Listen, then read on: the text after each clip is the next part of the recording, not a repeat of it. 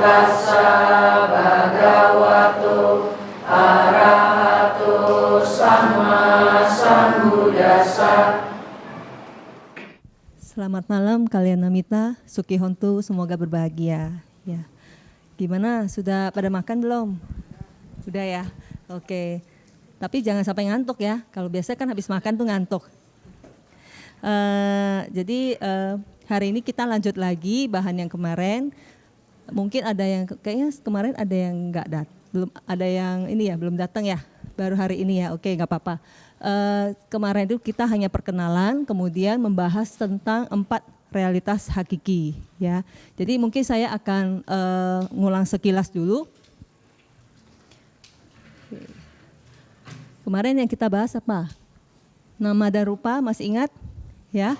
Jadi seperti kita manusia kan punya batin dan jasmani. Nah, batin dan jasmani nama kerennya, maksudnya nama palinya itu adalah nama untuk batin dan rupa untuk jasmani. Ya, sampai di belakang kelihatan. Cisukawati kelihatan nggak? Ini kelihatan ya. Oke.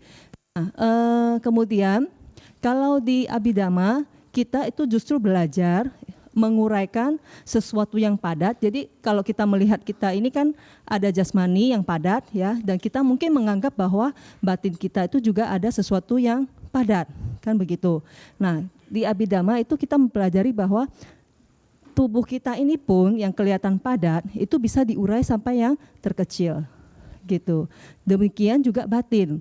Batin kita itu sebenarnya bukan sesuatu yang padat. Ya, tapi batin kita itu bisa terdiri dari beberapa fenomena-fenomena. Oke, nah dengan demikian di Buddhisme kita membagi batin dan jasmani itu menjadi pancakanda, ya 5 agregat, yaitu yang pertama rupa kanda atau agregat materi.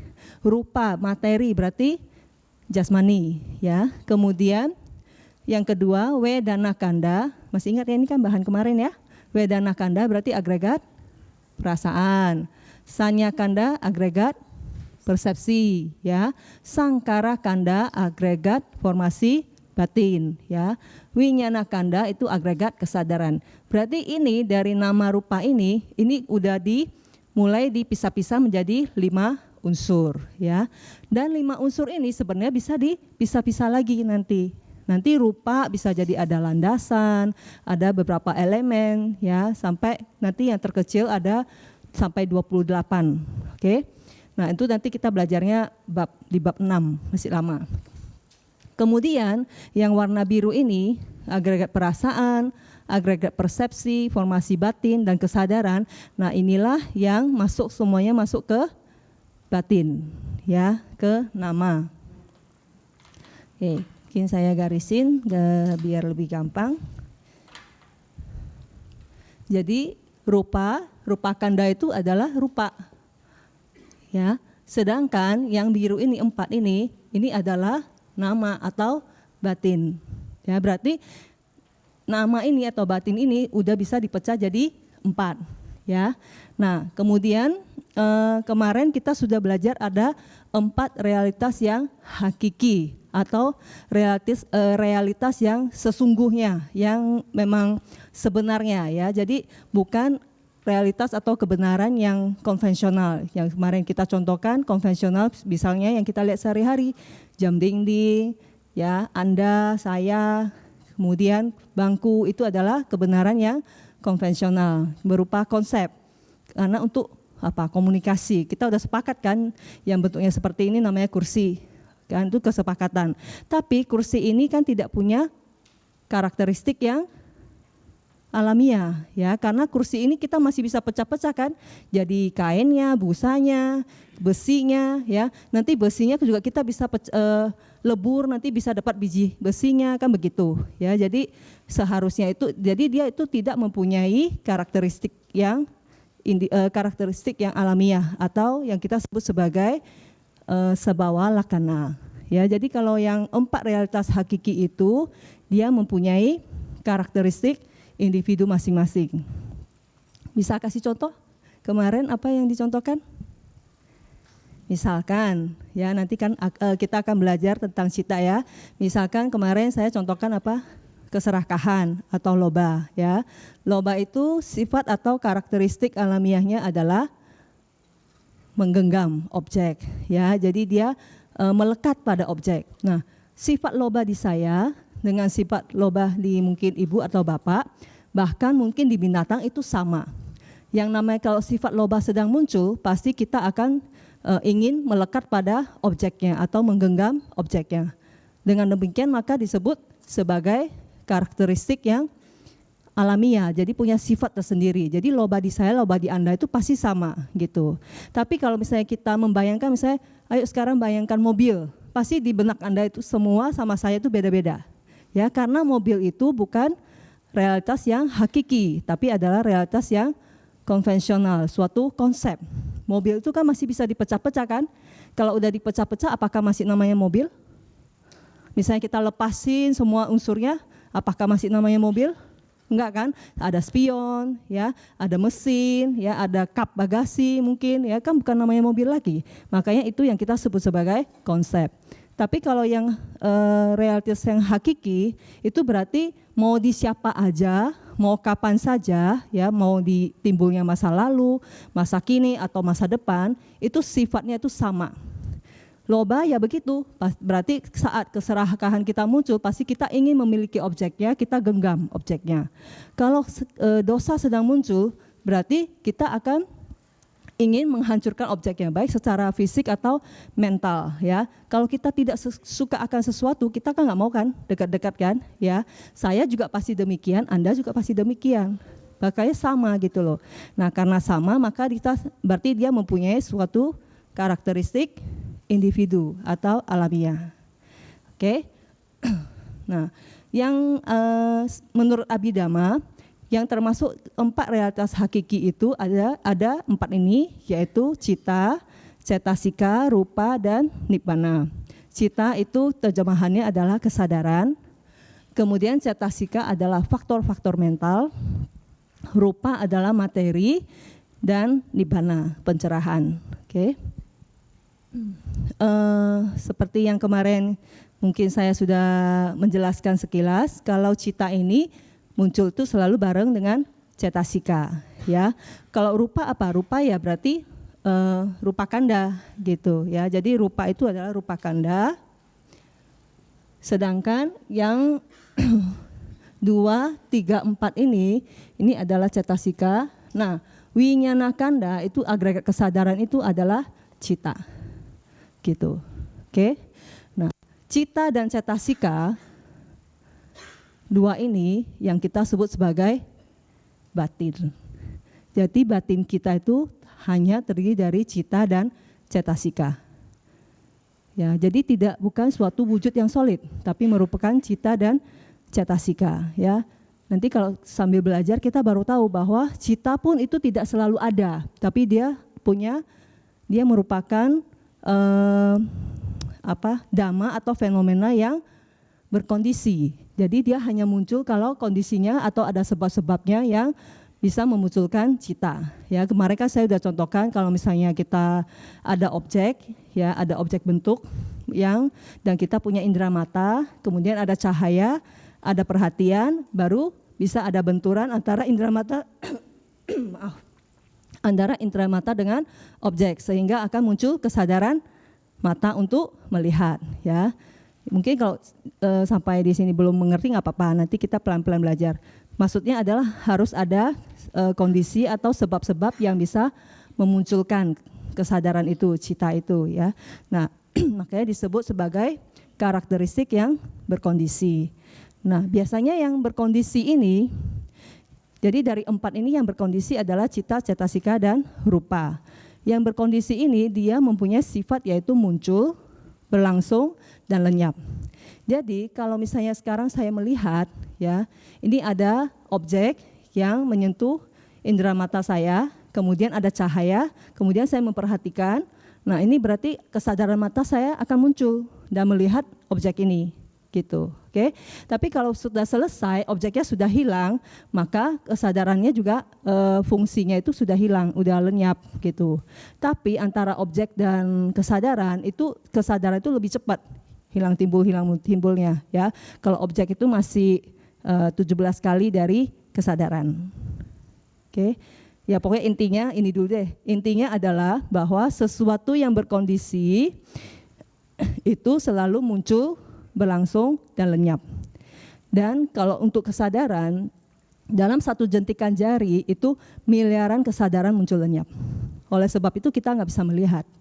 Kalau samadhi dan satinya belum kuat. Samadhi itu konsentrasi, sati itu perhatian penuhnya belum bagus ya. Hanya bisa dilihat oleh mereka yang meditasinya sudah baik ya, udah bagus. Oke. Oke, nah dengan mengetahui kedua karakter ini, baru kita bisa melihat. Jadi kalau misalnya kenapa kita harus tahu karakteristik individu masing-masing dari cita dan cetasika dan rupa, supaya kita bisa mengenal. Kan? Kalau kita nggak tahu, oh loba itu ternyata sifatnya menggenggam. Kalau dia muncul kan kita nggak tahu ini loba apa dosa. Atau jangan-jangan moha misalnya, atau mungkin ini adalah kesadaran yang baik, kan begitu kan? Nah kalau kita tahu bahwa karakteristiknya, oh ini kalau dia sifatnya ingin menghancurkan, berarti ini adalah dosa nih yang muncul gitu ya. Oh ini ya karena dia bisa melepas, bisa letting go, ini adalah kemurahan hati yang muncul gitu. Jadi kalau kita nggak kenal kan nggak sayang istilahnya ya. Jadi di Abhidhamma ini kita mempelajari karakteristik masing-masing dari cita dan cetasika. Kalau sudah mengenal karakteristik masing-masing, rupa juga ya. Jadi cita, cetasika dan rupa. Kalau sudah mengenal karakteristik masing-masing, baru kita bisa melihat bahwa ternyata cita, cetasika, rupa itu muncul, berlangsung dan lenyap, gitu. Terus nanti ada lagi yang muncul cita lain yang muncul. Oh, terus kita amati ternyata dia bisa berlangsung sesaat dan lenyap. Diganti lagi dengan kesadaran yang lain. Demikian seterusnya, karena kesadaran itu akan terus sambung menyambung ya, sampai kecuali kita sudah mencapai nibbana. Gitu, oke? Nah, dengan melihat bahwa ketiga fenomena ini adalah bisa muncul dan lenyap, itu lama-lama pengetahuan kita atau kebijaksanaan kita tentang ketidakkekalan anisa itu akan kuat ya. Kalau misalnya pengetahuan tentang anisa sudah kuat, berarti kita sudah masuk ke sini. Bisa mengetahui bahwa semua fenomena itu adalah anisa, dukkha dan anatta. Dengan demikian berarti sudah bisa merealisasi nibbana. Gitu, oke. Ini sekilas tentang yang kemarin. Sebelum kita masuk lebih lanjut. Mungkin untuk ini ada yang mau bertanya? Kan yang kemarin ya, udah oke ya semuanya. Ya silakan Pak. Bagaimana caranya supaya kita lebih mudah membedakan yang mana yang cita, yang mana cetasika? Oke, makasih ya Pak. Jadi kalau misalnya kita dengan teori aja ya, jadi ada dua. Kita secara pengetahuan itu kita makanya harus tahu dulu masing-masing karakteristiknya. Cita itu apa sih karakteristiknya? Adalah hanya untuk mengenali objek gitu. Sedangkan cetasika itu ada 52 dan 52 itu masing-masing ada karakteristiknya gitu. Nah itu kita bisa membedakannya secara teori. Tapi kalau kita mau merealisasi bahwa nanti di kesadaran yang muncul ini, ini disertai dengan cetasika yang ini. Karena tidak 52 cetasika itu selalu menyertai satu cita. Jadi satu cita itu misalnya nanti loba mula cita, mungkin hanya sekitar 19 cetasika yang menyertai kemunculannya gitu Pak, untuk loba mula cita. Nah jadi supaya bisa merealisasi ini citanya, ini cetasika-cetasikanya itu ya dengan meditasi gitu Pak. Ya, tapi kalau kita belum pernah tahu karakteristiknya, pada saat dia muncul di meditasi pun kita tidak akan tahu ini apa yang muncul gitu. Oke Pak? Ya. Oke, kalau sudah kita lanjut ke bahan hari ini. Ini saya hapus ya.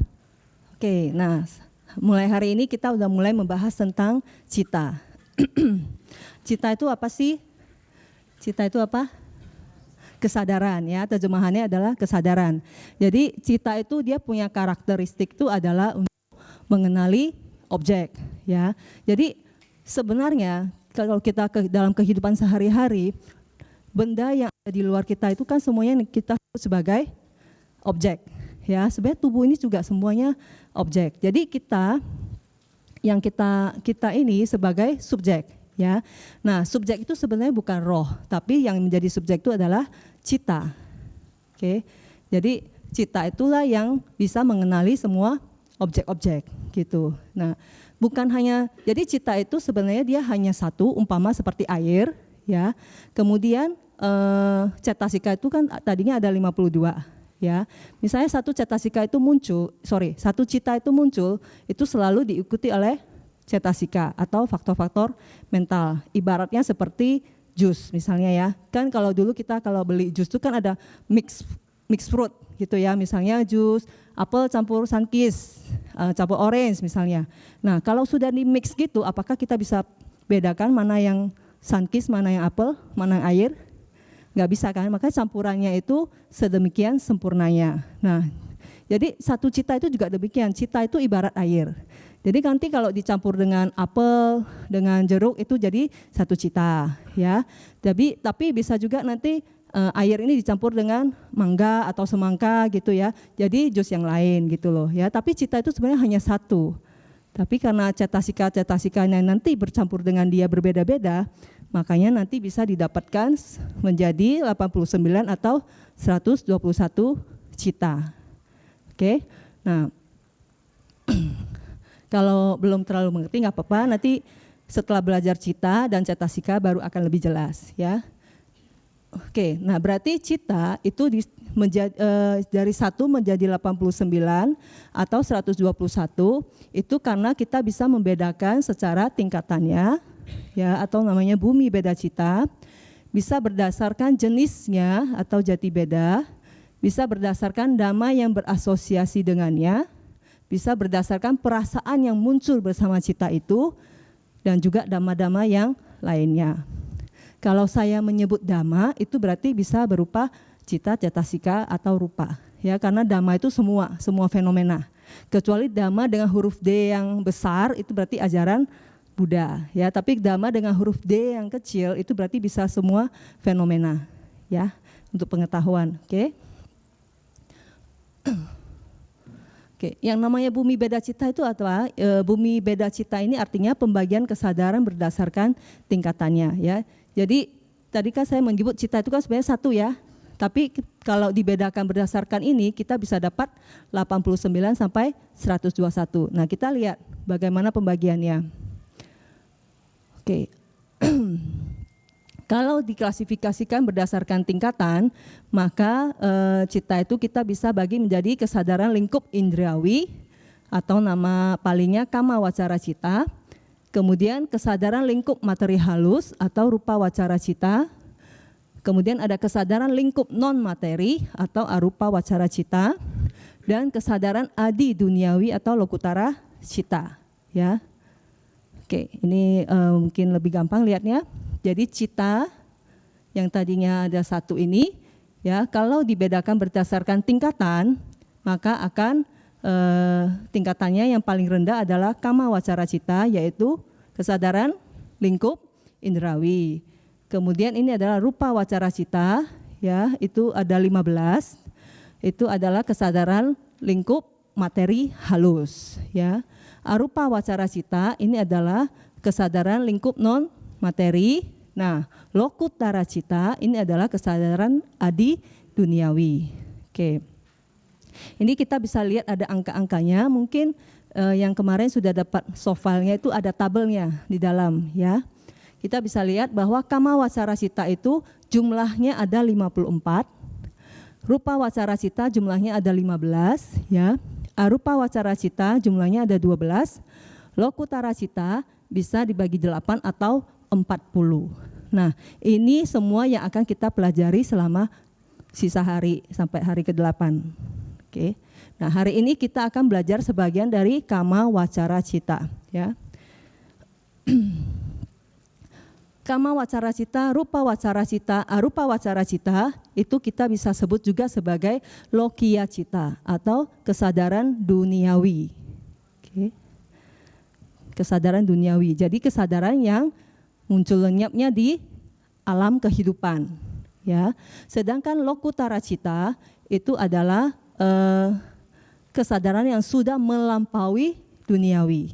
Ya, atau dengan kata lain, lokutara cita itu sebenarnya adalah kesadaran yang mencapai kesadaran pencerahan istilahnya. Ya, jadi kalau lokutara cita itu muncul di kita, berarti kita itu mencapai pencerahan dari tingkat sotapana, sakadagami, anagami sampai arahat. Makanya disebut adi duniawi, melampaui dunia. Ya, sedangkan yang 3 ini masih disebut sebagai kesadaran duniawi. Oke? Oke. Nah, kualitas kesadarannya dari yang paling rendah adalah kama wacara cita, kemudian kualitas kesadaran makin ke atas tuh makin baik. Tentulah kualitas untuk pencerahan pasti lebih baik ya, pasti udah jauh lebih baik dan paling baik mungkin ya dibandingkan kesadaran yang sering muncul dalam kehidupan kita sehari-hari. Ya. Oke, sekarang kita lihat kama wacara cita, kesadaran lingkup indrawi. Kenapa namanya kesadaran lingkup indrawi? Karena kesadaran ini adalah kesadaran yang muncul di makhluk yang panca inderanya itu masih sangat aktif. Contohnya kita manusia ya, kemudian binatang juga ya, dan dewa juga ya, dewa juga masih gitu. Jadi kesadaran yang sering muncul di alam lingkup indrawi, yang biasanya muncul di alam lingkup indrawi. Jadi kesadaran yang biasa muncul di batin kita itu termasuk kama wacara cita. Jadi kama wacara cita itu sangat haus terhadap objek-objek indrawi. Ya, makanya kalau saat kita meditasi itu kita susah sekali menjinakkan ini. Dia seperti monyet yang loncat-loncat dari satu dahan ke dahan yang lain. Oke, itu kama wacara cita. Kemudian rupa wacara cita ini apa? Rupa wacara cita itu adalah kesadaran yang biasanya ya, yang biasanya muncul di alam Brahma materi halus. Ya, muncul di alam Brahma materi halus. Tapi rupa wacara cita ini juga bisa muncul di alam kita, alam manusia, yaitu saat seseorang mencapai jana. Ya, mencapai bermeditasi samatha, akhirnya mencapai jana, cita yang muncul siapa? Rupa wacara cita. 1 di antara 15 itu. Oke. Arupa wacara cita. Kemarin kita sudah belajar kan bahwa ada makhluk hanya dengan 4 agregat. Ya, yang enggak ada apa? Enggak ada rupanya kan? Ya, tadi ini kan udah dihapus ya. Jadi pancakanda kan ada rupa kanda, wedana kanda, sanya kanda, sankara kanda, dan winyana kanda. Nah, ada makhluk yang hanya punya 4 agregat. Yang dia tidak punya apa? Rupa kanda. Ya, jadi dia hanya punya batin tapi nggak punya jasmani. Ya, makhluk itu kan tinggalnya di alam Brahma non materi. Ya, di alam Brahma sana cita yang biasanya muncul adalah arupa wacara cita. Arupa wacara cita ini juga merupakan kesadaran jana. Jadi kalau misalnya kita sebagai manusia, kita bermeditasi dan mencapai jana arupa, maka salah satu di antara ini yang muncul. Gitu. Oke? Nah, kalau lokutara cita berarti ya tadi kesadaran untuk pencerahan. Gitu. Dan lokutara cita inilah yang bisa mengambil objek nibbana. Kalau yang cita yang sebelumnya ini yang lokiya cita itu tidak akan bisa mengambil objek nibbana. Gitu, ya. Oke, ini menunjukkan hubungan cita dengan alam kemunculannya, ya. Tadi definisi dari kama wacara cita apa? Kesadaran yang biasanya muncul di alam lingkup indrawi, ya. Makanya ini yang panang yang tebal, ya. Biasanya kalau di alam lingkup indrawi itu cita yang biasanya hilang muncul tuh ya dari kelompok yang ini 54 ini. Oke. Nah, alam lingkup indrawi itu ada berapa? udah ada contekannya 11. Ya. Apa aja? 11 alam lingkup indrawi, 4 alam tanpa kebahagiaan atau 4 alam apaya, yaitu alam binatang, alam peta, asura, alam neraka. Ya. Kemudian 1 alam manusia dan 6 alam dewa. Itu adalah 11 alam lingkup indrawi. Jadi di dewa-dewa itu juga cita yang muncul di mereka sama dengan cita yang muncul di kita. Gitu. Oke. Nah, ini ada panah yang putus-putus. Jadi kama wacara cita, karena tadi kan termnya, definisinya adalah biasanya. Berarti kadang-kadang dia juga bisa muncul di alam lingkup materi halus dan juga alam lingkup non materi. Tapi nanti beda ya, jenis-jenis yang bisa muncul beda, itu nanti. Oke. Sekarang ini garis besarnya dulu, bahwa kama wacara cita itu biasanya muncul di 11 alam lingkup indrawi, tapi kadang-kadang bisa muncul di alam lingkup materi halus atau rupa bumi. Jadi ini tempatnya siapa?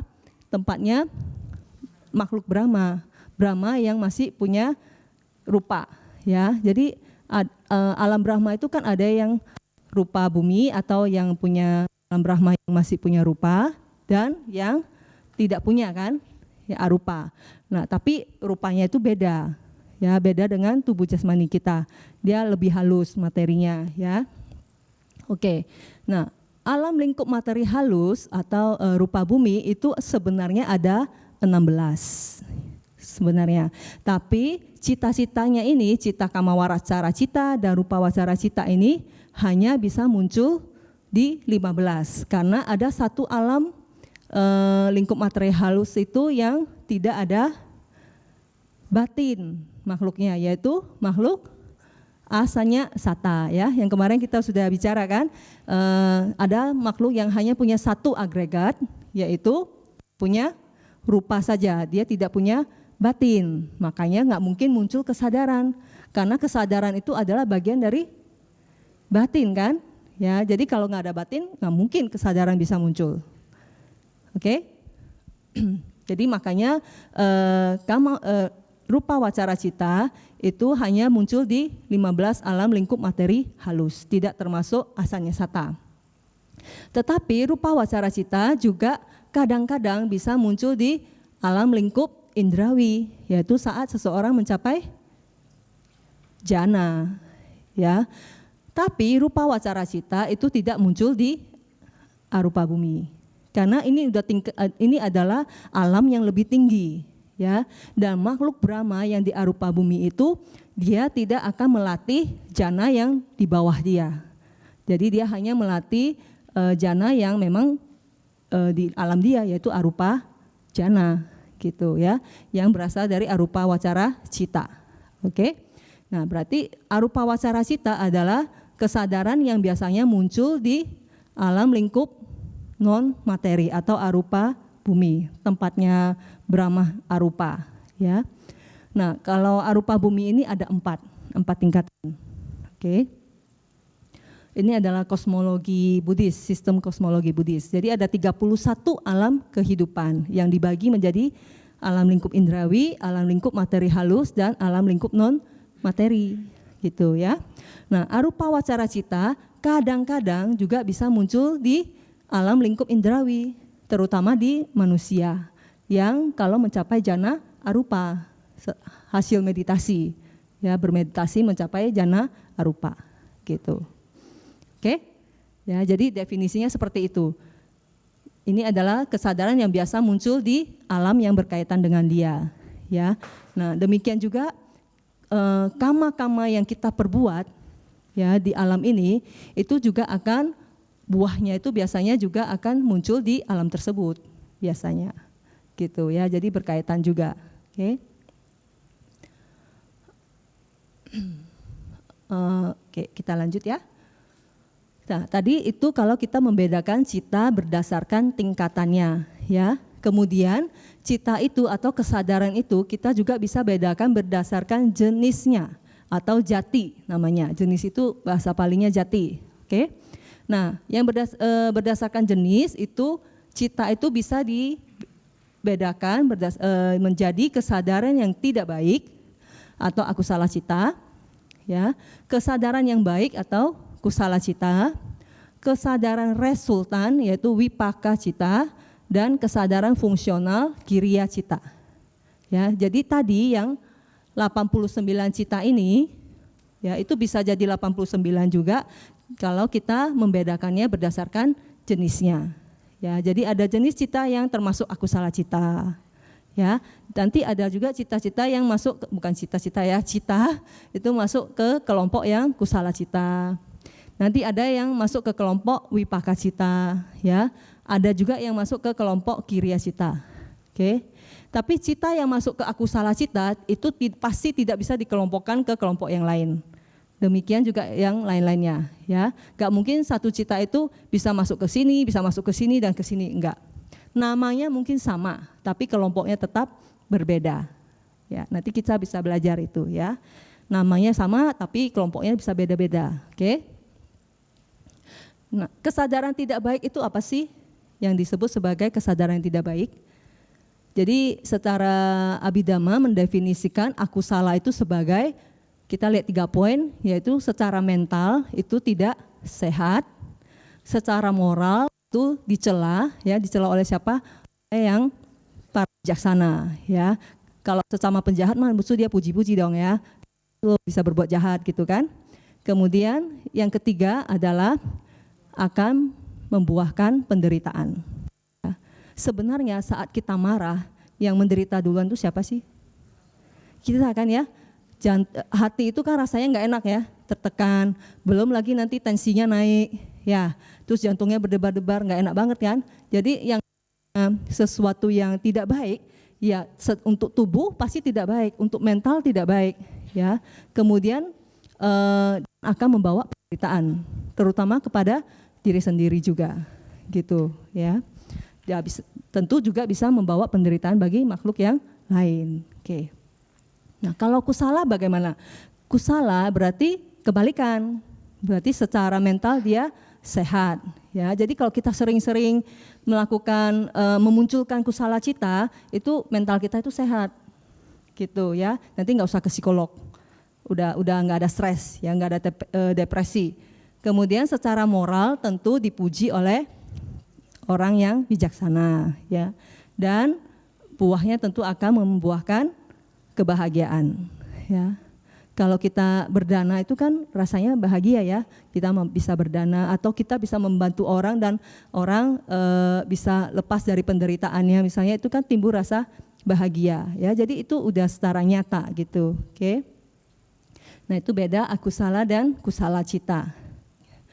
Kemudian kesadaran resultan. Nah, kesadaran resultan ini apa? Resultan itu adalah hasil, ya, hasil. Jadi ini adalah cita atau kesadaran yang muncul saat kita menerima buah kama kita, baik buah kama baik atau buah kama buruk, ya. Jadi dari 4 ini yang bisa menghasilkan kama adalah akusala cita dan kusala cita, gitu, ya. Jadi yang membunuh nyamuk itu sebenarnya bukan kita tapi akusala cita, ya. Cita loh, bukan kita loh. Berarti kita aman dong, ya. Ya, jadi cita yang membunuh, ya. Akusala cita yang membunuh, akusala cita yang berbohong, ya. Akusala cita yang suka mabuk-mabukan, yang suka melanggar sila, jadi bukan kita. Tapi jangan salah, yang berdana juga bukan kita, yaitu kusala cita. Ya, jadi yang berbuat baik itu juga adalah kusala cita, yang suka berdana, yang penuh dengan cinta kasih, ya, yang penuh dengan karuna, itu adalah kusala cita, bukan kita, sama aja, ya. Karena di Abhidhamma itu bukan di Abhidhamma, memang tidak ada roh atau diri. Jadi yang melakukan siapa, ya ini cita sebenarnya, oke. Nah, jadi kedua cita ini, dua kelompok akusala cita dan kusala cita inilah yang bisa menghasilkan benih kama, ya. Melalui kedua ini kita menanam benih kama, oke. Nah, kalau benih kamanya itu menemukan kondisi yang tepat untuk berbuah, nah buahnya itu akan diterima oleh wipaka cita atau kesadaran resultan. Jadi yang terima bukan aling, ya, yang terima bukan eli, gitu. Yang terima wipaka cita, begitu. Oke, jadi ini untuk apa? Untuk supaya kita bisa mulai menyadari bahwa tidak ada diri, ya, karena batin itu hanyalah cita dan cetasika, gitu. Oke. Nah, kemudian ada yang dinamakan sebagai kesadaran fungsional atau kiriya cita. Kalau fungsional itu adalah kesadaran yang dia muncul untuk melakukan fungsinya, kemudian lenyap kembali tanpa meninggalkan jejak kama, gitu, ya. Jadi kesadaran fungsional itu biasanya itu muncul di para arahat, paceka Buddha, dan Buddha. Jadi orang-orang makhluk-makhluk Arya yang sudah mencapai pencerahan, yang sudah tidak ada kotoran batin, ya. Jadi semua kotoran batinnya itu sudah hancur, sudah lenyap, ya. Dengan demikian apapun yang mereka lakukan itu tidak akan membuahkan benih kama lagi, tidak akan memproduksi benih kama lagi. Kalau kita kan enggak kan, yang bisa muncul itu kan hanya di kelompok ini, ya, yang kelompok yang bisa memproduksi benih kama. Tinggal nanti waktunya aja, kondisinya tepat dia akan berbuah, ya. Tapi kalau fungsional atau kiriya itu tidak bisa memproduksi benih kama. Jadi dia cuma muncul untuk melakukan fungsinya, kemudian lenyap, sudah, gitu. Oke. Dan biasanya yaitu muncul di para arahat, paceka Buddha dan Buddha. Oke. Berarti enak banget tuh ya arahat, ya. Kalau melakukan kejahatan nggak ada benih kamanya, ya. Enak nggak? Mungkin nggak arahat melakukan kejahatan? Tidak mungkin, karena semua kotoran batinnya sudah lenyap, ya. Oke, jadi makanya arahat itu tidak melakukan akusala cita lagi. Oke. Nah, jadi berarti dari sini kita lihat bahwa kesadaran itu bisa dikelompokkan berdasarkan apa aja? Tingkatannya dan jenisnya, ya. Oke, kita lanjut, ya. Nah, sekarang kita belajar tentang kama wacara cita. Apa tadi definisinya? Kalau yang benar jawabnya nanti gue-nya boleh tambah. Boleh ngambil 2.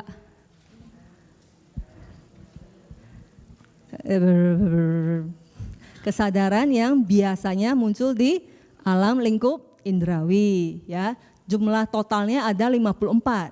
Nah, kemudian dari 54 itu kita bagi lagi menjadi 3 kelompok, ya. Kelompok yang pertama adalah akusala cita. Cita yang apa ini berarti? Kesadaran yang tidak baik, ya, yang melakukan kejahatan, ya. Oke. Kemudian kelompok yang kedua ini kita sebut sebagai ahetuka cita, ya.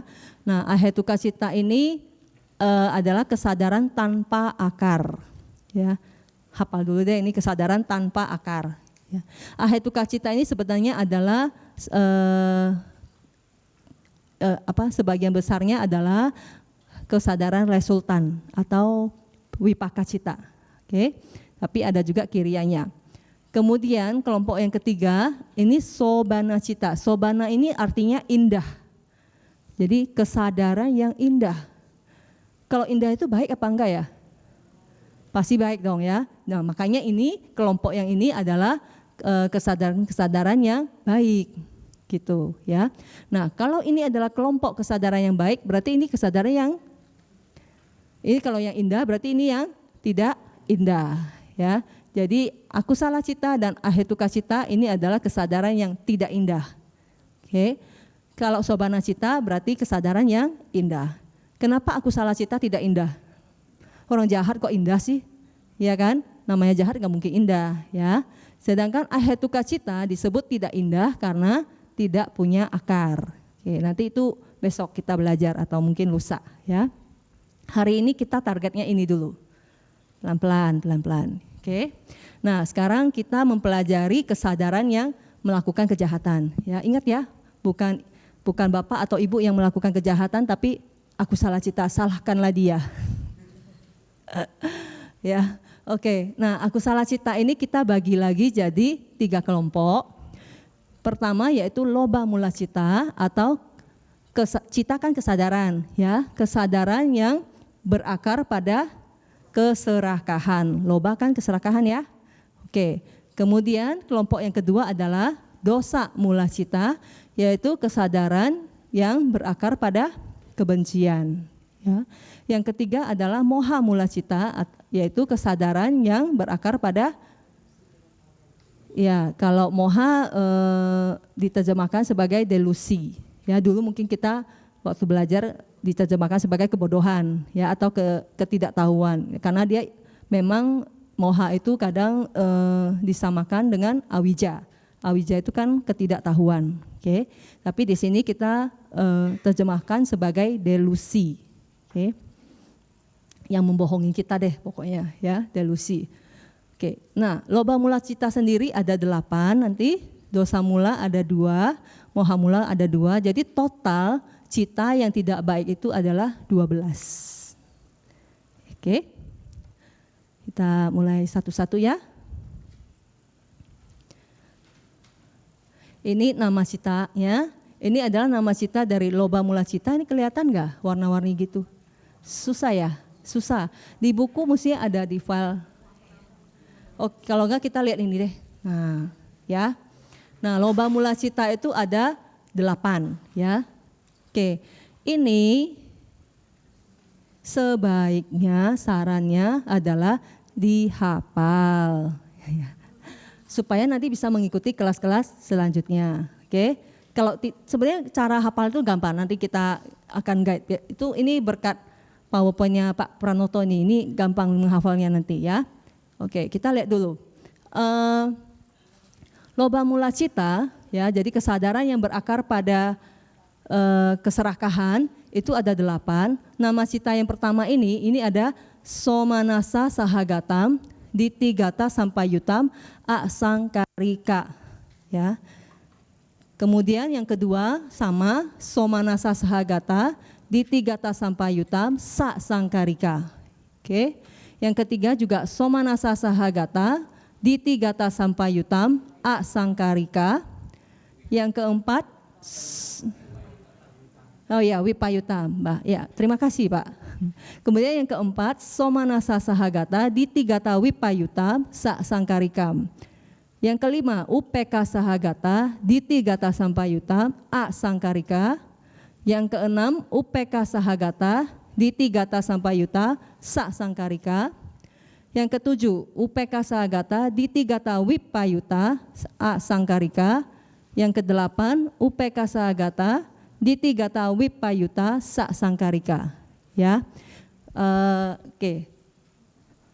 Nggak usah bingung, kita lihat sebenarnya walaupun 8 itu hanya ada 3 poin, ya. Pertama adalah dari perasaannya, kita lihat dulu ya di sini ya.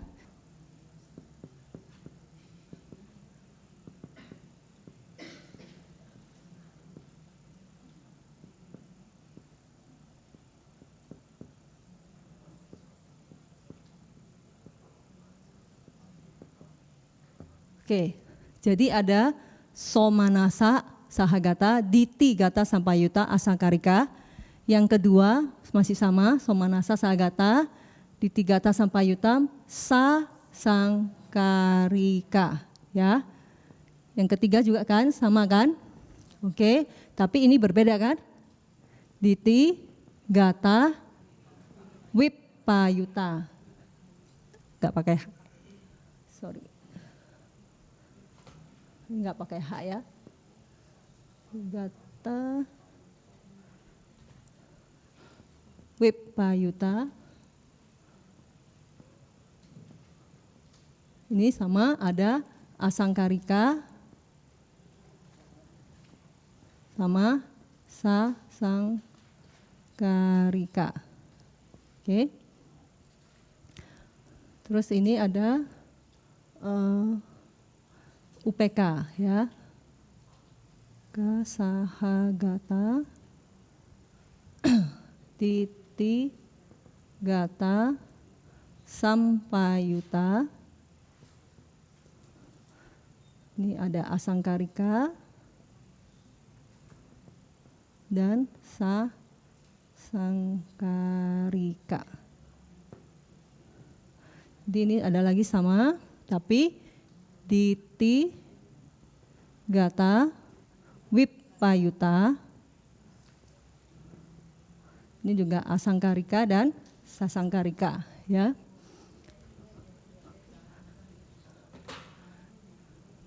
Jadi ada 4 pasang, oke? Nah, dari sini kita bisa lihat ternyata kan seperti yang sebelumnya saya suka ceritakan, yaitu cita itu hanya satu, tapi dia muncul dengan cetasika-cetasika yang berbeda, akhirnya muncullah beberapa jenis cita, ya. Nah, untuk loba mula cita ini dia ada beberapa cetasika yang mengikuti, yaitu ada perasaan, ya. Jadi wedana, ini adalah wedana.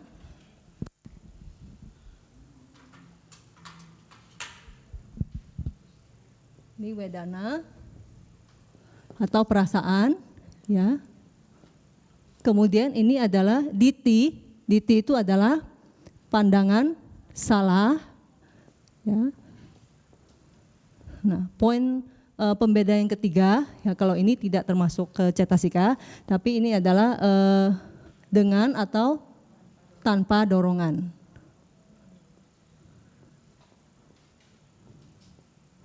Oke. Diti dan wedana ini adalah bagian dari cetasika, ya. Oke. Nah, berarti pembedanya sebenarnya hanya ini.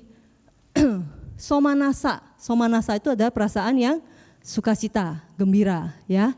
Jadi ternyata saat kita gembira itu belum tentu suatu hal yang baik. Ya, karena ternyata saat keserakahan kita muncul itu juga bisa disertai dengan perasaan yang gembira, ya. Jadi somanasa sahagata, diti gata sampayuta, asangkarika itu bahasa Indonesianya adalah kesadaran yang disertai oleh perasaan sukacita, berasosiasi dengan pandangan salah. Asangkarika itu berarti tanpa dorongan. Oke. Nah, somanasa tadi perasaan sukacita, diti pandangan salah. Kalau sampayuta berarti berasosiasi, gitu, ya. Berarti kalau misalnya kita diti itu apa ya, pandangan salah itu kalau kita misalnya tidak percaya pada hukum karma, itu termasuk diti, ya. Jadi diti itu dia fungsinya memutar balik fakta. Oke. Jadi semua adalah tidak kekal, dia anggap kekal. Oke. Jadi kalau kita percaya bahwa ada sesuatu yang kekal, itu berarti kita berpandangan salah. Atau mungkin ada pandangan bahwa setelah kehidupan ini sudah tidak ada kehidupan yang lain. Itu adalah paham pemusnahan, ya, itu juga pandangan salah. Oke. Atau misalnya seseorang mempercayai bahwa sesuatu itu muncul dengan sendirinya tanpa sebab. Ya, padahal kan kita sudah belajar bahwa sesuatu yang berkondisi itu muncul kalau ada sebabnya, ada kondisi yang terpenuhi. Nah, kalau orang yang dengan diti atau pandangan salah, dia tidak percaya, dia hanya percaya bahwa sesuatu muncul dengan sendirinya. Oke. Kemudian juga termasuk orang yang menganggap perbuatan buruk itu tidak ada akibatnya. Ya, jadi orang yang tidak percaya hukum karma itu adalah orang-orang dengan pandangan salah, ya. Jadi kalau misalnya keserakahan kita muncul dan berasosiasi atau berkaitan dengan pandangan salah, dan saat muncul perasaan yang muncul adalah gembira, maka kesadaran yang muncul adalah yang nomor satu ini.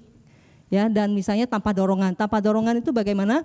Muncul dengan sendirinya tanpa didorong-dorong oleh orang lain atau diri sendiri. Ya, contohnya gini deh, apa ya? Misalnya nonton drama Korea. Oke, ya, siapa di sini yang suka nonton drama Korea? Udah ada yang nunjuk-nunjuk nih di belakang. Ya, biasanya kan gitu ya. Sudah nonton berapa episode, sudah malam waktunya tidur, ya. Tanggung nih. Tinggal episode yang terakhir lagi gitu kan, pengen banget tahu gitu, terus berasa tapi kan nggak boleh ya, kita kalau itu kan berarti keserakahan gitu, berarti kan dia tahu ya bahwa kalau dia teruskan itu adalah suatu keserakahan, tapi akhirnya dia tapi nggak apa-apa lah sesekali ini keserakahan juga nggak apa-apa deh gitu. Nah itu berarti kan dia mendorong dirinya sendiri. Nah itu yang muncul adalah yang dengan dorongan. Dan apakah dia berpandangan salah? Tidak, karena sebenarnya dia tahu bahwa itu adalah keserakahan. Dia tahu itu adalah akusala cita yang akan menghasilkan penderitaan. Tapi dia tetap melakukan setelah dia mendorong dirinya sendiri, ya. Jadi yang muncul adalah yang dengan dorongan. Yang dengan dorongan itu adalah yang sa sangkarika atau yang kedua, ya. Jadi a sangkarika itu tanpa dorongan, sa sangkarika itu dengan dorongan. Atau bisa saja misalnya didorong bukan oleh diri sendiri tapi orang lain. Misalnya dia nonton bareng adiknya, ya. Dia sudah mau tidur, ya. Suaminya udah mau tidur, istrinya ayolah satu lagi misalnya gitu, ya. Akhirnya suaminya tahu bahwa itu adalah loba mula cita, itu nggak boleh. Kalau kita melekat pada film tersebut kan, berarti kan loba mula cita, melekat. Nah akhirnya suaminya mau juga. Nah berarti kesadaran yang muncul di suaminya saat itu adalah loba mula cita yang kedua juga, karena didorong oleh istrinya, ya. Nah contoh yang pertama bagaimana? Contoh yang pertama adalah misalkan kita makan, ya, makan terus udah selesai makan, masih ada makanan yang lain. Terus kita tahu bahwa kalau kita makan lagi sebenarnya itu sudah bukan karena kita lapar, tapi karena sudah rakus, gitu ya. Beda lapar dengan rakus, tahu ya? Oke. Karena kita rakus, jadi rakus itu sebenarnya ya sama keserakahan gitu kan. Nah kemudian kita spontan aja ngambil terus makan. Tapi kita kan sebenarnya dia tahu kan bahwa itu adalah keserakahan. Tapi nggak ada yang mendorong, dia spontan aja ngambil. Nah itu berarti loba mula cita yang muncul yang mana? Yang pertama, ya. Jadi somanasa sahagata, diti gata, wipayuta, ya. Jadi kalau dia tidak berpandangan salah, berarti contohnya itu adalah diti gata wipayuta, ya. Karena dia tahu itu adalah suatu hal yang salah. Makanya yang muncul adalah di tigata wipayuta. Saya ulang lagi, ya. Jadi karena dia tahu makan itu adalah bukan untuk rasa kenyang lagi, ya, bukan karena dia lapar, oke, tapi hanya rakus, dan itu adalah loba mula cita. Berarti kan dia tidak punya pandangan salah, ya. Kalau tidak punya pandangan salah itu adalah di tigata wipayuta, ya. Dan kemudian dengan spontan dia mengambil dan makan. Berarti ini yang sangkarika. Ya, tapi kalau misalnya yang sampayuta berarti dia merasa itu tidak ada salahnya, gitu, ya. Contohnya misalnya, biasanya sukanya apa ya? Misalnya dia adalah orang yang anak kecil, ya. Anak kecil itu kan dia tidak tahu kadang kalau berbohong itu salah, ya. Kemudian pada saat ditanya, terus dia berbohong, oke, berbohong supaya dirinya itu aman, ya kan, supaya tidak dianggap bersalah kan. Biasa anak kecil berbohong itu supaya dia tidak dipukul atau dimarahi, ya. Nah pada saat itu karena dia berbohong untuk supaya tidak disalahkan dirinya, berarti kan dia melekat pada diri sendiri kan, tidak mau disalahkan. Itu berarti yang muncul adalah loba mula cita, ya. Nah karena dia berpandangan salah bahwa berbohong itu tidak apa-apa, berarti yang muncul adalah titigata sampayuta, ya. Kemudian kalau tidak ada yang mendorong dia secara spontan berbohong, ya berarti yang muncul adalah yang asang karika. Dan kalau dia berbohongnya dengan perasaan sukacita, dia happy aja, berarti somanasa sahagata ditigata sampayuta sangkarika, gitu. Ya jadi kita dengan begini kita bisa membedakan ini dari 8 loba mula itu mana yang muncul, gitu. Oke. Jadi untuk wedana, perasaan itu kita bedakan jadi somanasa sahagata dan upeka sahagata. Somanasa itu kalau kesadarannya itu muncul dengan sukacita, kalau upeka itu dengan perasaan yang netral, ya. Kemudian kalau berkaitan dengan pandangan salah itu adalah di tigata sampayuta, ya. Kalau tidak berkaitan dengan pandangan salah itu adalah di tigata wipayuta, ya. Kemudian kalau munculnya tanpa dorongan berarti itu adalah asangkarika, Kalau dengan dorongan, baik oleh orang lain atau diri sendiri, itu adalah yang sangkarika. Oke. Mungkin ada yang mau memberikan contoh untuk yang UPK Sahagata? Silakan. Lihat dari buku. Oke, misalkan, nah kalau kondisinya begini bagaimana? Seseorang mengerti tentang sila, ya, dia mengerti tentang sila. Terus kemudian kalau mengerti tentang sila berarti kan dia tahu bahwa berbohong itu tidak benar, ya. Tapi waktu dia ditanyakan sesuatu yang kalau misalnya dia menjawab dengan benar, itu dia akan malu atau mungkin disalahkan dan sebagainya. Nah, demi untuk ego dirinya sendiri, ya, dia mikir, nggak apa-apalah kalau berbohong untuk membela diri sendiri itu benar, gitu. Ya, kemudian dia berbohong dengan perasaan yang biasa-biasa saja. Nah, ini cita mana yang muncul? UPK Sahagata, Ditigata, Sampayuta, ya. Walaupun dia orang yang mengerti sila, tapi saat dia berbohong itu, dia berasa itu tidak apa-apa, berarti itu dia punya pandangan salah, ya. Jadi itu adalah Ditigata, Sampayuta, ya. Karena spontan berarti sangkarika, ya. Tapi misalnya kondisinya adalah satu temannya yang udah nanti kalau ditanya sama bos kamu bohong aja biar kita aman gitu misalnya, ya. Terus dia tadinya kan nggak mau kan, tahu kan melanggar sila kan, tapi kata temannya enggak kalau misalnya membela diri sendiri itu tidak melanggar sila. Akhirnya dia percaya bahwa kalau saya berbohong tanpa untuk membela diri sendiri itu nggak apa-apa. Akhirnya dia mengungkapkan kebohongannya dengan perasaan yang netral. Nah, itu yang mana yang muncul? UPK Sahagata, Ditigata, Sampayuta, Sangkarika, karena dengan dorongan oleh temannya gitu. Oke? Jadi mulai hari ini bisa dong membedakan nanti kalau ada loba mula cita yang muncul, oh ini yang mana gitu, ya. Tapi tahu nggak loba itu sifatnya seperti apa? Loba itu adalah kalau kita mencengkram objek, ya, melekat pada objek. Jadi contohnya seperti melempar daging ke wajan yang panas tanpa minyak. Itu kan melekat, ya. Ibu-ibu yang masak tahu, ya. Kecuali wajannya teflon kali, ya. Kalau teflon kan aman, ya. Kalau misalnya yang kuali biasa itu kan lengket, ya. Mau kita balik aja susah, oke?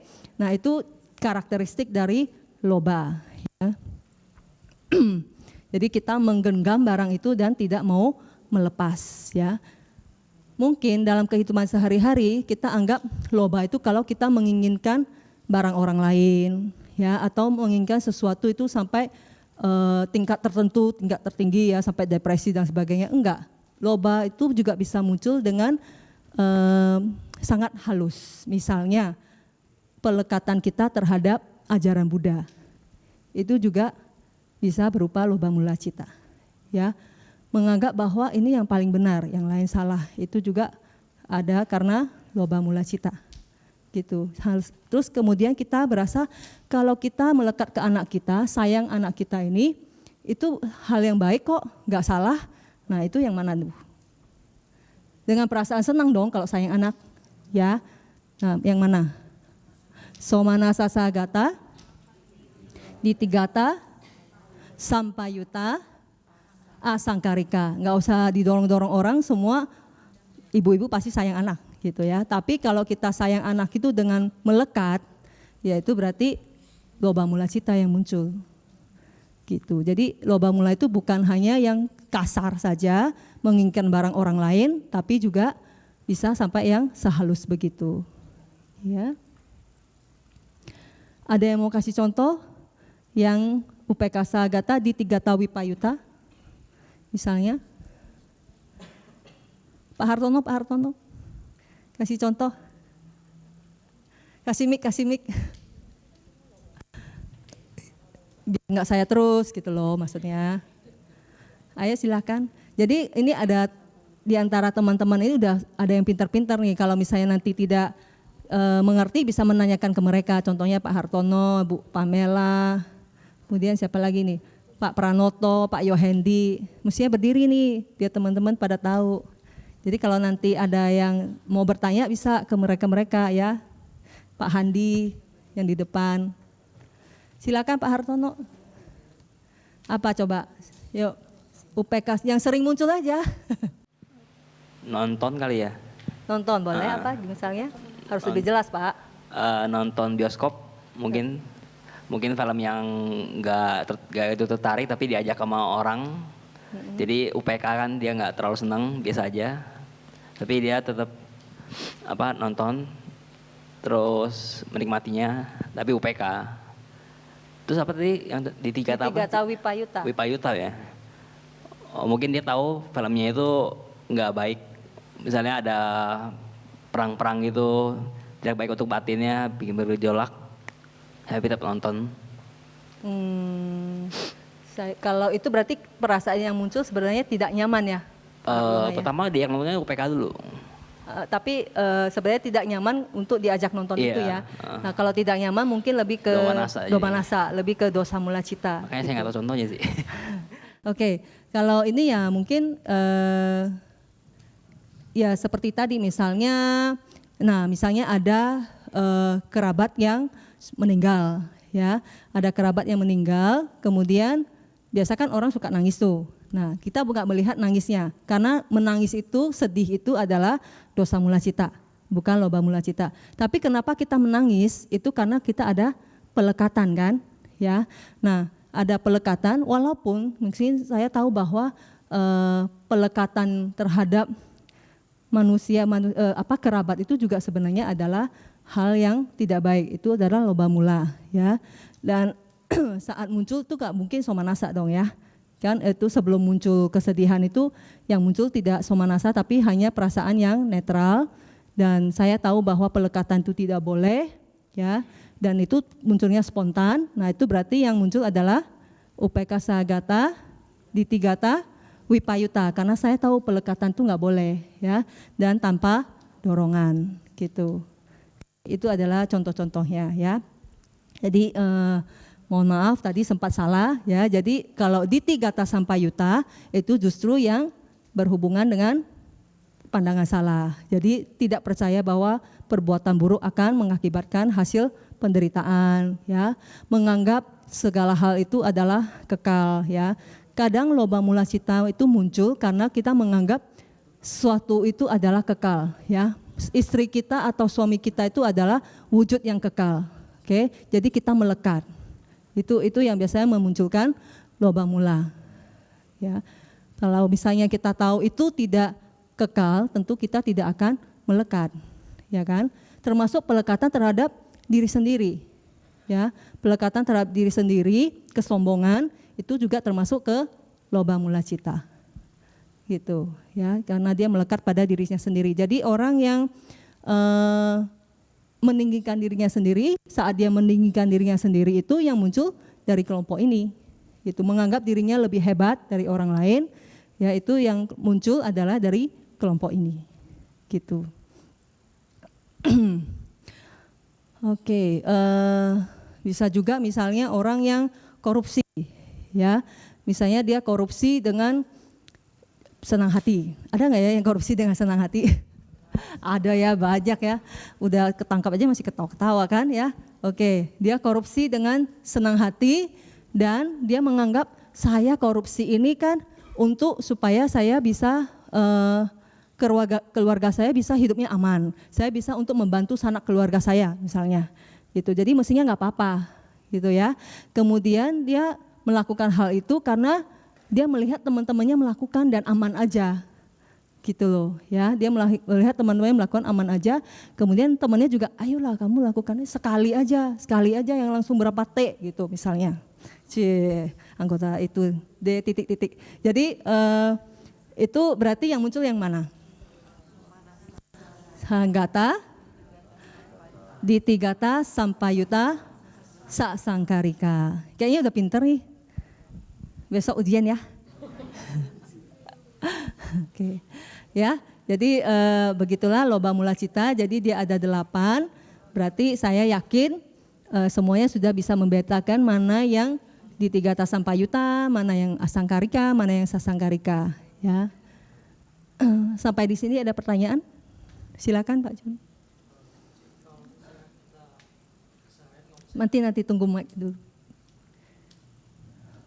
Kalau misalnya itu perasaan sombong, itu kan mana? Kalau kalau itu cetasika, kalau cita itu kalau kita membedakannya itu sebenarnya kita harus melihat dengan cita dan cetasika atau kita gabungin gitu. Kalau muncul itu pasti muncul bersama-sama. Bersama-sama ya. Jadi kalau saat mana itu cetasika itu kan dia tidak akan muncul kalau tidak ada tempat untuk bergantung. Nah, tempat bergantungnya si cetasika itu ya cita. Kalau cita nggak muncul, cetasika nggak bisa muncul karena cita itu merupakan tempat bergantungnya cetasika, gitu. Tapi kalau misalnya pertanyaannya, misalnya kalau ada kesombongan, ya cita yang bisa muncul dari 8 ini yang mana? Biasanya kesombongan itu muncul dengan yang ditigata wipayuta, gitu. Ya, bukan yang dengan ditigata sampayuta. Ditigata sampayuta itu kan berarti ada diti. Ditigata wipayuta itu kan tidak ada diti. Ya, jadi mana kesombongan dengan pandangan salah itu tidak bisa bersatu munculnya. Makanya kalau kesombongan muncul itu adanya di tigata wipayuta, bisa yang ini, bisa yang ini, gitu. Tapi nggak mungkin muncul bersama yang ini, ya. Tapi itu nanti di bab 2. Berarti citanya bisa berdiri sendiri tanpa cetasika ya? Cita begini, jadi cita itu kan dianggap sebagai pelopor kan. Fungsi dari cita itu adalah sebagai pelopor, ya. Jadi mungkin kalau di sutta kita baca pikiran sebagai pelopor, sebenarnya yang dimaksud itu adalah batin, ya, terutama cita. Nah, cita itu dia tidak bisa, dia akan muncul selalu juga bersama cetasika. Cuma misalnya cita yang di loba mula ini, ya, saat dia muncul dosa cetasika kan nggak ikut, gitu loh, ya. Tapi kalau misalnya dosa cetasika dia mau muncul tanpa cita itu nggak mungkin. Karena dia harus bergantung kepada cita untuk muncul. Makanya disebut cita itu sebagai pelopor. Gitu. Oke? Ya. Ada lagi tentang loba mula cita, ya silakan Pak. Mau nanyakan kalau dari segi abhidhamma, misalnya orang yang melakukan mungkin perbuatan yang kurang baik, tapi karena memang tidak tahu itu kurang baik, misalnya seperti tadi anak kecil, ya kan, berbohong, tapi tidak tahu bahwa berbohong itu kurang baik.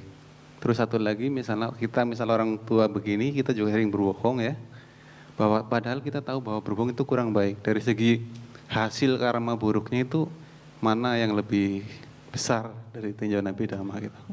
Hasil karma buruk ya. Kalau misalnya hasil itu kita gini aja Pak, yang bisa saya jawab mungkin terbentuk benih kamanya atau tidak dulu. Karena kalau misalnya kita dengar di tentang kama itu untuk memenuhi faktor berbohong itu juga harus ada 4 kalau nggak salah ya. Jadi kalau misalnya ada 4 syaratnya yang terpenuhi, kalau misalnya saya salah mohon dikoreksi. Pertama adalah ada informasi yang tidak benar. Kemudian kedua ada kehendak. Nah ini yang paling penting nih. Ya, ada kehendak untuk menyampaikan ke orang lain, ya, kemudian disampaikan, dilakukan, ya, dan yang terakhir adalah orang tersebut percaya bahwa itu adalah benar. Nah, kalau keempat faktor ini terpenuhi, maka benih kama itu akan kama yang dibentuk itu akan bisa menjadi kama yang produktif. Gitu. Tapi kalau salah satu yang tidak terpenuhi itu hanya mungkin akan menjadi kama yang pendukung atau kama penghancur kama baik yang lain gitu. Jadi rumit kalau kama itu nggak bisa matematis. Yang penting adalah kalau faktornya terpenuhi dia bisa jadi kama yang produktif gitu. Benar ya 4 ya faktornya ya. Ada yang bisa ya. Ya betul ya. Oke. Gitu Pak. Jadi satu lagi mungkin. Iya. Kaitannya dengan istilah-istilah, ada cita, winyana, kemudian ada juga mano, itu apakah sama juga mano? Mano itu kesadaran juga sebenarnya, bisa diterjemahkan sebagai kesadaran. Kalau secara sutta kan diterjemahkan sebagai pikiran ya Pak. Tapi kalau abhidhamma, mano itu kesadaran juga gitu. Ya, batin ya, batin juga bisa bisa kesadaran, bisa batin. Jadi nanti ada manodatu itu elemen batin, manowinyana itu kesadaran batin gitu. Ya. Oke. Terima kasih. Sama-sama Pak. Oke, jadi nah sekarang tinggal cara menghafal nih. Ya. Jadi sebenarnya itu kan gampang ya. Jadi dia menyangkut yang pertama yang berbeda adalah perasaan, ya. Perasaan ini ada yang somanasa, yaitu perasaan yang bahagia, sukacita, ya. Kemudian ada perasaan yang netral. Ya. Poin yang kedua yaitu tinggal di Tigata Sampayuta sama di Tigata Wipayuta, ya. Yang belakang kan gampang, asangkarika, sasangkarika, asangkarika, sasangkarika, ya. Berarti udah hafal dong semua? Ya. Nih cara ngafalnya dari Pak Pranoto nih, udah bagus banget, ya. Jadi tinggal lihat ini aja, perasaan ini somanasa sagata di Tigata Sampayuta asangkarika, ya. Somanasa sagata di Tigata Sampayuta sasangkarika. Bacanya seperti ini. Oke. Nah, kalau yang di sini berarti UPK sahagata di Tigata Sampayuta asangkarika. Ini ada keterangannya di sini. Ya. Kalau ini berarti UPK sahagata di Tigata Wipayuta sasangkarika gitu. Ya. Dan urutannya itu ya harus berurut gitu. Pokoknya somanasa dulu 4, kemudian yang di Tigata Sampayuta ya asangkarika sasangkarika. Kemudian masih somanasa di Tigata Wipayuta asangkarika sasangkarika. Kemudian perasaannya berganti. Jadi UPK sahagata di Tigata Sampayuta asangkarika dan sasangkarika ya. Nah, yang pasangan terakhir UPK sahagata di Tigata Wipayuta asangkarika sasangkarika. Pasti udah ada yang hafal di sini. Ngaku-ngaku. Bukan yang murid lama ya, murid lama kalau nggak hafal keterlaluan. yang baru, ya, gampang ya.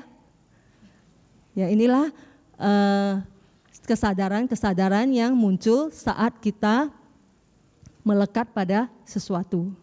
Ya, saat keserakahan kita muncul. Dan ingat, mereka itu bukan 8-8-nya muncul bersama-sama kan? Tadi tergantung keadaan dan situasi kan, makanya disebut berkondisi, ya kan? Tadi kalau misalnya dia yang berpandangan salah, berarti di Tigata Sampayuta yang muncul kan? Tergantung nanti ada dorongan tanpa dorongan, sukacita atau UPK, ya. Tapi kadang kita kan merasanya gini, saat kita menginginkan sesuatu, melekat pada sesuatu itu, sepertinya perasaannya itu aja, ya. Padahal misalnya yang muncul adalah UPK sahagata di Tigata Sampayuta asangkarika. Nah, yang jenis itu muncul, kemudian lenyap, bisa aja muncul lagi dengan jenis yang sama, tapi sudah kesadaran yang berbeda. Ngerti ya maksudnya ya? Kayak misalnya apa ya, mances, ya apa sih? Hah? Mancis. Kalau pas kita cetek nyala api kan, keluar api kan, terus mati. Terus kita nyala lagi, muncul api lagi. Apakah api yang tadi dengan yang ini sama? Enggak, tapi jenisnya bisa sama? Bisa, gasnya sama, mungkin jenisnya sama. Ya sama. Jadi misalnya nanti dia yang muncul adalah somanasa sahagata di Tigata Sampayuta asangkarika, ya, muncul kemudian lenyap, bisa muncul lagi dengan jenis yang sama tapi sudah berbeda. Jadi yang sudah lenyap udah lenyap. Tidak akan muncul lagi. Begitu loh kesadaran itu. Ya. Jadi kadang yang kita berasa itu aja. Saat kita marah ya, misalnya dosa mula yang muncul, mungkin dosa mula itu kita anggap itu kekal, satu perasaan yang kekal. Hanya kemarahan itu misalnya kita marah sama orang sejam, ya, atau mungkin 7 hari. Ada nggak yang malah sebulan misalnya. Kita menganggap bahwa perasaan yang muncul itu sama, padahal enggak. Dia bisa fokus pada satu objek, tapi tetap aja dia hilang muncul dengan jenis yang sama, tapi kesadarannya itu udah beda. Gitu loh. Jelas ya maksudnya ya. Jadi makanya tidak ada yang kekal. Begitu karena kita belum bisa melihat, masih penuh dengan moha ya, delusi, kita menganggap bahwa itu hanya satu perasaan yang sama. Ya, ada wujud yang pada saat serakah sama dengan pada saat membenci, ya, sama dengan pada saat dia murah hati, itu sama, padahal itu beda. Ya, tergantung kesadaran yang muncul. Dan kesadaran yang muncul tergantung kondisi, gitu. Oke? Kita, ya silakan Bu. Waktu kemarin dibilang cita selalu muncul terus, biarpun kita dalam keadaan koma, apakah dalam keadaan koma seseorang cita masih tetap muncul, cetasika bisa muncul juga? Oke, jadi ibunya menanyakan kalau misalnya saat koma, kan katanya tetap ada kesadaran ya, arus kesadaran tetap ada. Ya memang itu kalau cita apakah disertai dengan cetasika, sudah pasti Bu. Kalau cita itu muncul pasti disertai dengan cetasika. Jadi cita itu sama cetasika itu hopeng, tapi enggak, ya tergantung cita apa yang muncul, nanti cetasika apa yang mengikuti. Itu nanti di bab 2. Jadi kita bisa nanti misalnya di loba mula cita ya, nanti yang cetasika yang menyertai yang ini ya, itu bisa berbeda dengan cetasika yang menyertai yang ini. Gitu ya, tapi cita pasti selalu disertai dengan kemunculannya, selalu disertai dengan cetasika. Pada seseorang koma pun ya, kita mengenal ada arus kesadaran yang pasif, yaitu bawangga. Nah, di bawangga itu juga sebenarnya adalah cita. Ya, jadi nanti di bab 3 ya, kita belajar bahwa apa saja dari 89 cita itu yang bisa berfungsi sebagai bawangga. Itu yaitu kesadaran yang pasif. Kalau yang kayak gini yang masuk ke proses kognisi kita, kesadaran proses kognitif itu berarti yang gitu. Gitu Bu, ya. Oke, kita lanjut 2 cita lagi, oke? Atau 4 lagi? Biar kita bereskan yang aku salah cita. Ya, sesanggupnya ya, sesanggupnya, oke. Tadi kan yang cita yang melekat, ya, yang serakah. Nah, sekarang kita membahas cita yang marah-marah orang, ya, yang benci sama orang, oke, yang menangis, yang sedih, yang takut, ya. Jadi yang sedih, yang takut, yang marah bukan bapak, bukan ibu, tapi dosa mula cita, ya. Enak ya, kita tidak disalahkan ya, yang disalahkan cita mulu, ya. Oke, jadi ini 2 ini, yang nomor 9 dan 10 itu adalah dosa mula cita atau kesadaran yang berakar pada kebencian, ya. Oke. Nah, seperti halnya tadi yang loba mula cita, di dosa mula cita ini enggak kelihatan ya tulisannya ya. Oke, saya catat di sini ya. Nah, kalau dosa mula cita variasinya hanya 2, ya. Jadi kita mau marahnya sedikit, marahnya intensitasnya sedang, tinggi, rendah, itu tetap hanya antara 2 itu. Ya, pilihannya enggak banyak, hanya 2, ya.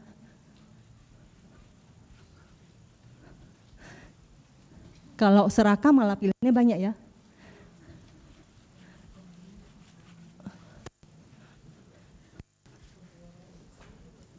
Oke, jadi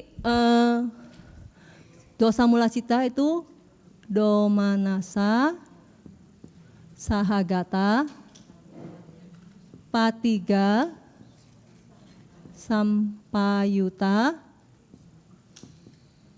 asangkarika, dan sasangkarika. Ini gampang pasti hafalnya. Oke, nah tadi kita sudah belajar ada 2 perasaan kan? Perasaannya apa aja? Somanasa, yaitu perasaan sukacita, dan UPK yang netral, ya. Nah, sekarang tambah lagi 1 perasaan atau wedana, yaitu perasaan domanasa, ya. Domanasa itu adalah perasaan yang tidak menyenangkan. Oke. Jadi perasaan tidak menyenangkan itu bukan hanya mencakup marah, ya, benci, tapi juga termasuk sedih, khawatir, takut. Itu adalah domanasa, ya, perasaan yang tidak menyenangkan pokoknya. Oke. Nah, kemudian dosa mula cita atau kesadaran yang berakar pada kebencian itu pasti selalu diikuti oleh patiga. Ya, kalau tadi loba mula cita asosiasinya dengan apa?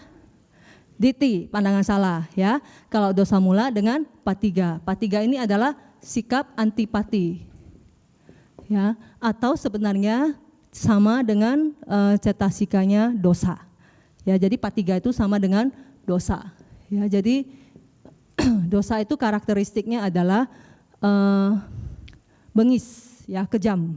Oke, dia fungsinya itu menyerang, gitu, ya. Jadi sebenarnya dosa itu sama, dosa mula cita sama loba mula itu sama. Ada yang intensitasnya besar, ada yang halus, sama juga, ya. Misalnya kalau misalnya kita kita istilahnya kalau ditabrak orang misalnya, itu kan marah besar misalnya. Nah, itu yang muncul pasti di antara dua ini juga. Oke. Tapi kalau misalnya kita duduk di sini, kemudian kita ini kok nggak nyaman ya. Ini kursi gimana sih? Itu kan sebenarnya halus ya, tapi itu termasuk dosa mula cita loh. Gitu. Jadi makanya orang yang hidupnya suka komplain berarti sering memunculkan dosa mula cita, ya. Kok suami saya begitu ya? Coba kalau tahu dulu, itu dosa mula cita, ya. Penyesalan termasuk dosa mula cita. Cemburu, dosa mula cita, ya. Kemudian kikir, ya. Kikir itu misalnya saya punya mobil bagus, saya nggak mau kalau tetangga saya juga punya mobil yang bagus itu. Nah, itu dosa mula cita. Nggak nyangka ya? Sering nggak? Saya bisa dapat proyek ini, saya nggak mau kontraktor itu juga dapat proyek ini. Dosa mula cita. Oke, ya. Jadi kadang kita nggak sadar ya, kirain dosa mula cita itu hanya kalau saat kita marah atau benci, ya. Padahal bisa juga kalau kita hanya merasa tidak nyaman, itu juga bisa muncul dosa mula cita. Karena kita kalau tidak nyaman sama kursi ini kan kita sudah rasanya ingin tidak menginginkan kursi ini kan, ya, istilahnya secara mental itu kita ingin binasakan dia gitu misalnya, ya. Jadi itu sudah dosa mula cita, ya, karena memang dosa patiga ini dia sifatnya gitu menyerang, ya, untuk dia juga bersifat mencengkeram tapi untuk menghancurkan. Loba tadi dia mencengkeram untuk disayang, ya. Tapi kalau dosa mula cita ini, domanasa ini dia mencengkeram untuk dihancurkan, beda. Oke. Jadi oke. Kemudian mungkin kalau kita tinjau dari objek yang muncul, ya. Kalau tadi objek yang muncul adalah objek yang menyenangkan, kemudian kita melekatinya, nah itu biasanya yang muncul adalah loba mula cita yang disertai dengan perasaan somanasa, karena kita menyenangi kan objek itu kan, pasti perasaan kita senang. Tapi kalau misalnya objeknya itu adalah yang biasa-biasa aja, nah tapi kita muncul kemelekatan, ya, berarti perasaan yang muncul adalah yang UPK, loba mula yang UPK. Nah, kalau objeknya tidak menyenangkan, ya, berarti yang muncul biasanya adalah dosa mula pada orang yang memang ya penuh dengan kilesa, penuh dengan kotoran batin. Tapi kalau pada arahat ya sama aja gitu semuanya, ya, beda. Kita bisa begitu karena kita masih punya kotoran batin, gitu, oke? Nah, jadi perasaan ketiga yang kita pelajari hari ini adalah domanasa, yaitu perasaan yang tidak menyenangkan. Kemudian patiga. Nah, patiga itu sebenarnya adalah cetasika dari dosa. Jadi domanasa itu temannya itu selalu patiga. Ya, jadi patiga itu nggak mungkin muncul bersama somanasa atau UPK. Makanya dosa mula cita itu citanya hanya dua, yaitu domanasa sahagata, patiga sampayuta, asangkarika dan saksangkarika. Ya, ada yang bisa kasih contoh? Kapan yang ini, kapan yang ini? Dia kan nggak ada wipayuta ya, jadi semuanya harus patiga sampayuta. Contoh misalnya, biasa kan kita suka memfitnah ular kan, tahu ya, secara maya bante memfitnah ular. Kalau ada kabar misalnya nanti si ini akan di sana akan ada demo misalnya, nah biasa kan udah panik tuh, takut, perasaan muncul takut kan. Takutnya itu karena apa? Misalnya takut nanti kita diserang, sudah membayangkan nanti kalau mereka datang, kita misalnya lawannya pakai apa, udah siapin mungkin gas air mata lah, udah siapin itu ya. Tapi yang penting intinya adalah takut, oke? Nah, Kalau saat itu, berarti pada saat kita mendengar kabar itu kemudian muncul takut, cita apa yang muncul? Do manasa. Takut kan pasti do manasa, nggak mungkin somanasa dong ya. Masa takut gembira-gembira, nggak mungkin ya. Jadi do manasa sahagata, patiga sampayuta, asangkarika, karena dia spontan muncul. Ya. Nah kalau yang nggak spontannya bagaimana? Yang nggak spontan misalnya tadinya dia biasa-biasa aja, setelah dapat broadcast gitu ya, misalnya dia biasa-biasa aja.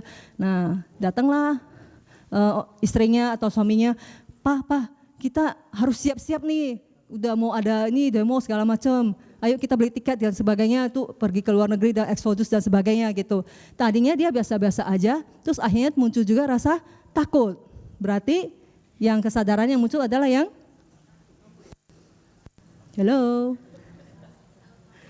Do manasa sahagata, patiga sampayuta, sak sangkarika. Ya, ini pada dia mungkin berasa kali ya. Wah, ada yang berasa kayaknya. Enggak. Ya, jadi contohnya seperti itu. Atau mungkin marah ya. Sorry. Marah ya juga begitu. Misalnya karena apa? Jadi karena dia menganggap ada orang yang menyakiti dia, ya, jadi muncul kemarahan langsung, itu berarti yang muncul adalah yang asangkarika, ya. Tapi kalau misalnya dia marah itu karena setelah dibilang oleh seseorang, kamu ini ya kok mau aja sih dibully-bully sama dia gitu, ya. Dia itu sebenarnya bukan, dia itu sudah berkali-kali loh bully kamu, terus kamu diam aja, nggak bisa kayak gitu misalnya, terus dia muncul kemarahan, ya, itu yang muncul adalah yang sak sangkarika, ya. Lengkapnya do manasa sahagata, patiga sampayuta, sak sangkarika, gitu. Oke, gampang kan? Ya, sifatnya dari dosa apa? Kejam atau ringas, ya. Jadi dia fungsinya untuk menyerang, ya. Jadi berarti hari ini kalau misalnya ada akusala cita yang muncul, sudah bisa bedakan ya, mana yang loba mula, mana yang dosa mula. Tujuannya hanya itu sebenarnya, supaya kita bisa melihat ke dalam diri kita. Ya. Coba deh, dicoba untuk mengenali. Ya, karena kita belum belajar yang baik, jadi yang dikenali itu yang tidak baik dulu lah, nggak apa-apa lah ya.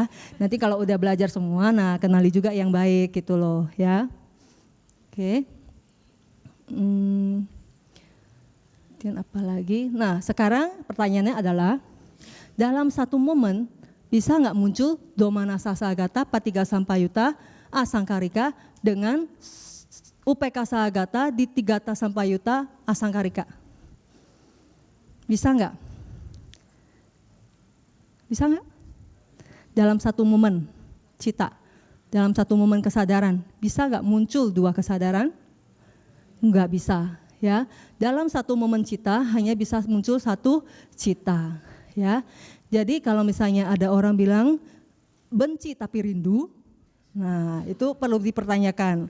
Kalau momennya sama itu nggak mungkin, ya. Saat dia benci ya dosa mula cita, ya. Kalau saat dia rindu ya mungkin itu loba mula cita gitu loh. Tapi nggak mungkin dia muncul bersamaan gitu, ya. Jadi jangan percaya ya yang masih jomblo di sini, ada nggak?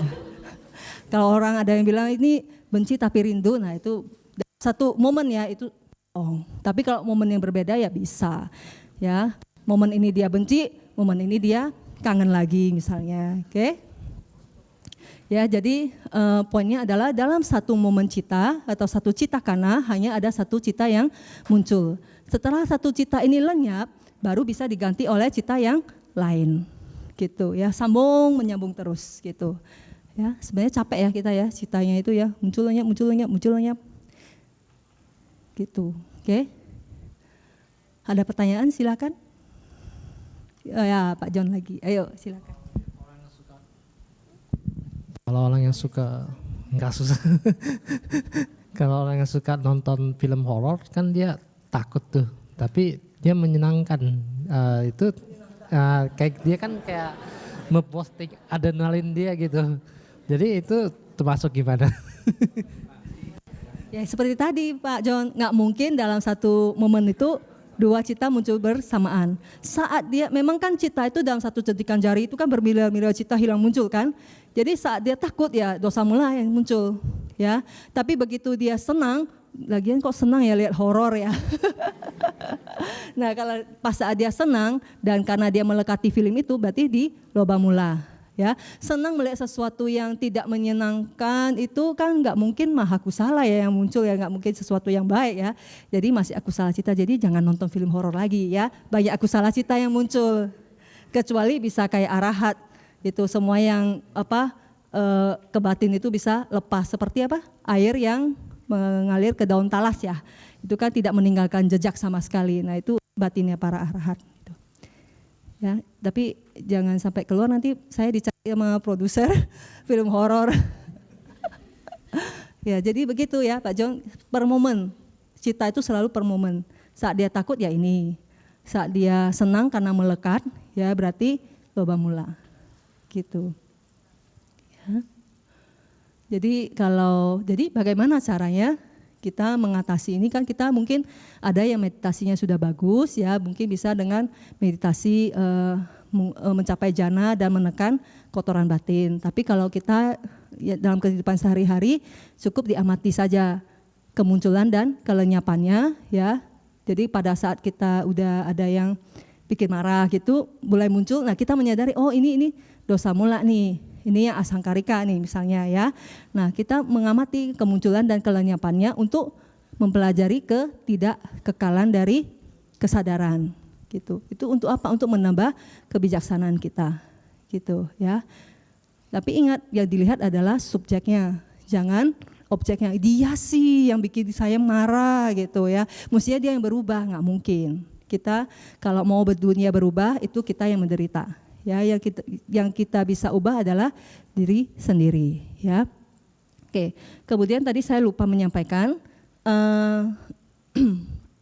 jadi dosa itu tadi karakteristiknya sudah ya, fungsinya dia untuk menyerang, kemudian ada sebab kemunculannya ya, ada sebab yang memunculkan kemarahan kita, yaitu ada 9 landasan kemarahan. 9 landasan kemarahan itu mencakup 3 waktu sebenarnya. Jadi yang pertama kemarahan. Yang pertama itu adalah dia kita dari masa lalu, masa kini dan masa sekarang ya. Dia telah menyakiti saya ya. Yang dua, dia sedang menyakiti saya.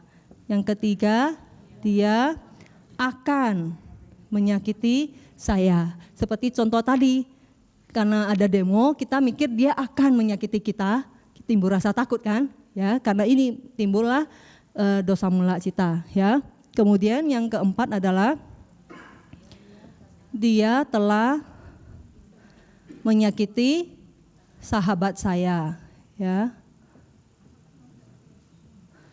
Terus yang kelima, dia sedang ya, sedang. Jadi masa lalu, masa kini, masa depan ya, menyakiti sahabat saya.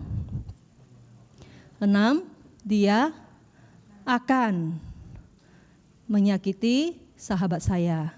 Nah, yang ketujuh, dia telah membantu musuh atau orang yang saya benci ya. Musuh saya. Oke. Yang ke-8, dia sedang membantu musuh saya ya, dan yang terakhir dia akan membantu musuh saya. Jadi coba lihat. Sebenarnya doma nasa itu, loba mula cita itu sebenarnya cita yang sangat rendah ya. Gitu. Jadi kesadaran yang benar-benar tidak indah sama sekali gitu ya. Ini karena memikirkan, kita kan sering ya kadang ya udah kejadiannya kapan gitu, kemudian pas kita lagi ongkang-ongkang nggak ada kerjaan terus kita mikir oh itu ya si A ya dulu ya dia pernah gini-gini, saya muncul lagi kemarahan. Ya, padahal si A-nya tenang-tenang aja di rumah nggak apa-apa, mungkin lagi karaoke happy-happy ya. Kitanya yang marah-marah, ruginya siapa? Kita, ya kan? Nah, itu adalah termasuk dosa mula cita yang muncul saat itu, ya. Kita menganggap bahwa orang yang marah kita, orang yang dulu bully kita itu adalah orang yang kekal. Yang waktu 5 tahun lalu sama sekarang itu sama. Padahal setiap momen itu kita itu materi itu juga berubah-ubah. Jadi setiap momen itu sebenarnya kita adalah pribadi yang baru. Saya sekarang dengan saya sejam yang lalu itu mungkin sudah berapa banyak karma yang saya tanam, baik yang baik ataupun yang buruk sebenarnya. Jadi sebenarnya sudah menjadi pribadi yang berbeda gitu. Materi di dalam tubuh kita juga sebenarnya sudah berubah banyak, tapi kita tidak menyadari. Ya, karena yaitu samadhi dan satinya belum kuat gitu loh ya. Tapi cenderung kita menganggap bahwa orang yang menipu kita itu adalah kekal, walaupun kejadiannya sudah 20 tahun yang lalu, tetap aja kita anggap dia tetap jahat aja gitu. Ya, walaupun mungkin sekarang udah berubah, mungkin jadi anggota sangga, tetap wah ini orang nggak bener nih, anggota sangga yang nggak bener misalnya, karena kita menganggap itu sama dengan yang 20 tahun yang lalu. Apakah itu adil? Ya adil ya, karena semua orang bisa berubah ya. Oke. Jadi mungkin hari ini cukup sampai di sini. Boleh 1-2 pertanyaan lagi sebagai penutup? Kalau tidak ada lebih bagus. Atau saya yang bertanya? Oke. Tapi udah tahu ya contoh yang membedakan 8 loba mula cita dengan 2 dosa mula cita. Ya. Jadi kembali saya menegaskan tadi kalau yang berpandangan salah berarti yang tidak percaya akan hukum karma, yang tidak percaya adanya yang tidak percaya bahwa segala adalah tidak kekal, itu adalah yang berasosiasi dengan pandangan salah, yaitu citanya ditigata sampayuta. Tapi kalau misalnya dia tahu, ya dia tahu, toh dia tetap melakukan juga, berarti cita yang muncul adalah yang ditigata wipayuta. Ya, wip itu tidak berasosiasi, sampayuta berarti yang berasosiasi. Oke, tadi sempat salah di awal. Ya, kalau tidak ada kita selesai hari ini ya, materi hari ini. Kita lanjut besok lagi. Terima kasih.